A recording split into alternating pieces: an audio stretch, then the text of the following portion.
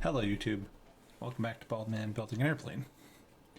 This is chapter 26, part 7 maybe. So this is the first real new work that's been done that's not replacing laser cut parts.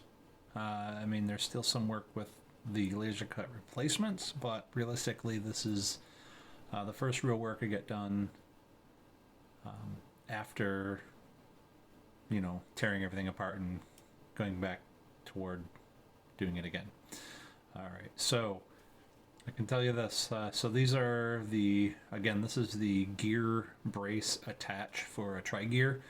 Not super consequential in the tail wheel, but there are some uprights that get riveted in place to the seat ribs, and they're kind of a pain in the butt to rivet despite being pop rivets. It's alright. Still okay with them. And I guess I lied because I forgot that we did put together some of the baggage ribs in the past with the seat belt attached. Oh no, I never disassembled those. Okay, I just didn't dimple them. Alright, so this is just the prep of the did I say seat ribs? Baggage ribs. So we're just gonna go ahead and dimple all those. Some of those are laser cut, and I am okay with that. Again, they're just semi form holding when it comes to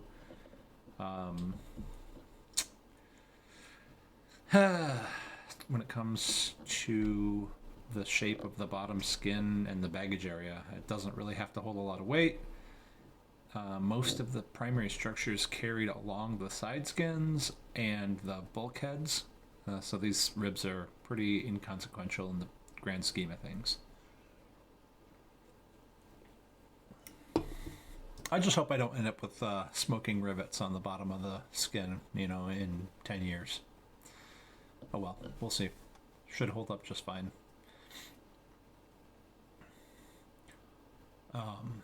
This was definitely fun to actually be moving again on new stuff, or rather new steps that I had not done before. There's an instruction to flute these, and they don't really need it. I was like, there is, I guess, some fluting that was slightly required, but it was very, very minor. It was only on like a couple of them in a very small part.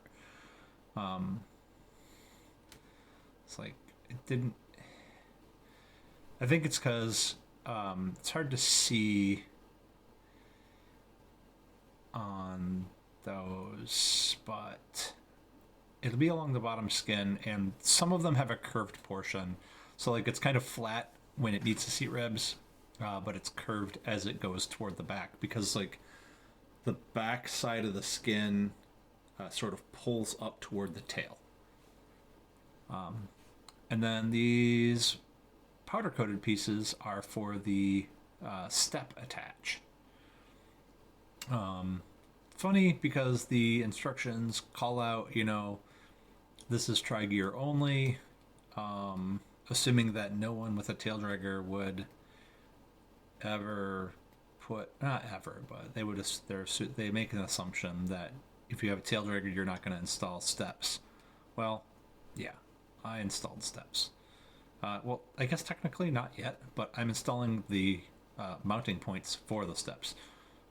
Reason for that is I would rather have them now and do it while it's all apart, than try to tear it apart and install them later.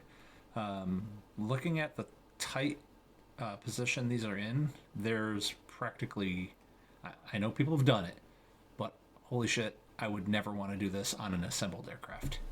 And having the extra step there just as I'm gonna stand on this occasionally to get into the airplane, great.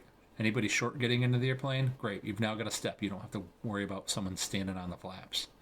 So that's why I did it, and I know a lot of other people have done it too.